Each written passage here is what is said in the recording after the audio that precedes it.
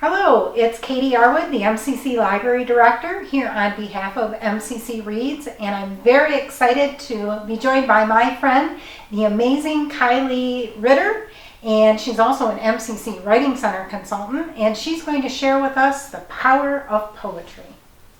Hi guys, my name is Kyleigh, and I'm a writing consultant here at the MCC Writing Center. I just want to take this opportunity real quick to encourage all MCC students to check out the Writing Center.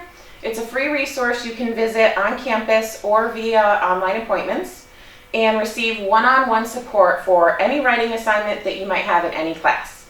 Almost every student that has had an appointment with us comes back. We've been here for about 5 years now, and we're really proud of the work that we do there and really proud of the work that the students do there as well. You can find more information about the Writing Center on the MCC website, or you can just stop by and check us out. We are located in the library. And so today I've been asked to share with you some of my thoughts on the power of poetry. If you've read the MCC Reads 2021 selection, Reading with Patrick by Michelle Coe, you know that poetry plays an important role in helping Michelle connect with her students, as well as helping those students connect with themselves and one another. When Michelle introduces them to the I Am poem, she tells them there's no right answer. It just has to be something you really feel. The poetry lesson gives the students a chance that they hadn't had before to explore and articulate their feelings. And in the book, Michelle goes on to observe, when you wrote a line about waterfalls, cliffs, mountains, storms, leaves, you made that beauty a part of you. You built an inner world that moved and amazed you. And really, that's what's at the heart of poetry, exploring and expressing feelings. Poetry is about creating a space for yourself within the architecture of words, of finding facets of your own experience in the words of others. And I think a lot of people miss out on the experience of poetry because they might think it doesn't apply to them, or maybe they have the wrong idea about what poetry is and what it can do, or maybe the idea of poetry bores them or intimidates them because they think they won't be able to understand. But poetry isn't always about understanding what another person meant when they wrote their words. As weird as that sounds, sometimes it's just about what the words of another person can help us understand about ourselves. In the 1989 film Dead Poets Society, teacher John Keating, portrayed by the late Robin Williams, advises his pupils, when you read, don't just consider what the author thinks, consider what you think.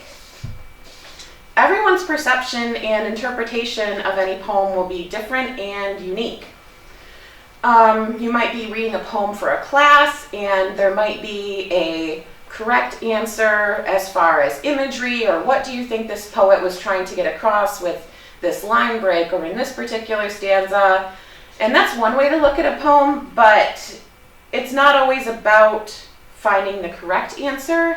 It's also about what you make of the poem and what you take from the poem. People who are as different as night and day can approach a poem from two very different lives and have very different interpretations of it, but still both walk away from it changed. This makes me think of a scene in the 1991 film My Girl, in which Veda, an 11-year-old girl, enrolls in a poetry class mostly populated by adults. She's the only kid in the class.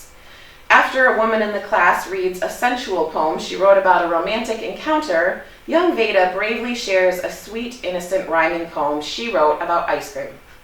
A fellow student comments on the connection he sees between the two very different poems.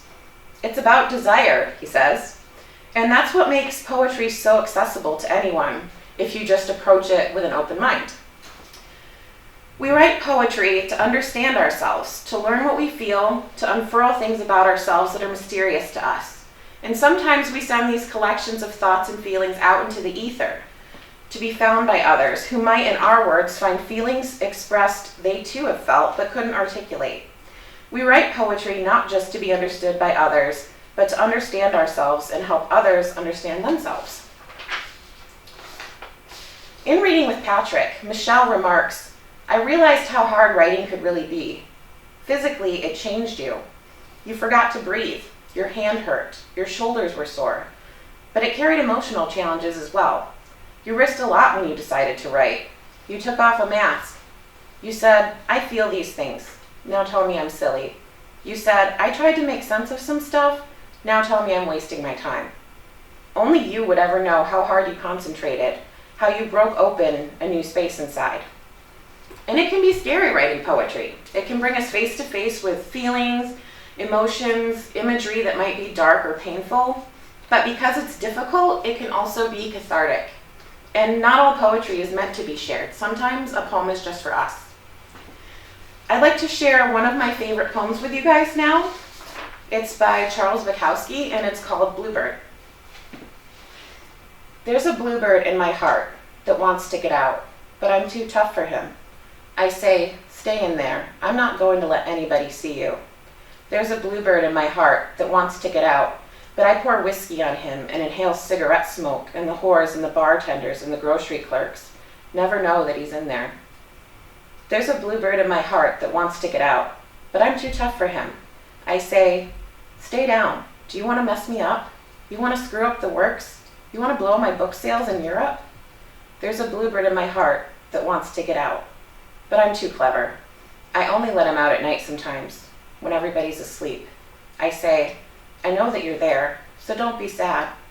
Then I put him back, but he's singing a little in there. I haven't quite let him die. And we sleep together like that, with our secret pact, and it's nice enough to make a man weep. But I don't weep.